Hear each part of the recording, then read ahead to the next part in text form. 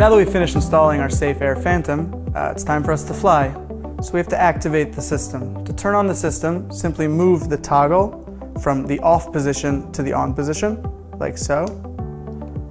There'll then be a series of lights. Assuming that the system is fully charged, you'll see a green light, then you'll see a yellow light, and then you'll see a blue light. When the blue light is there, you're ready to fly.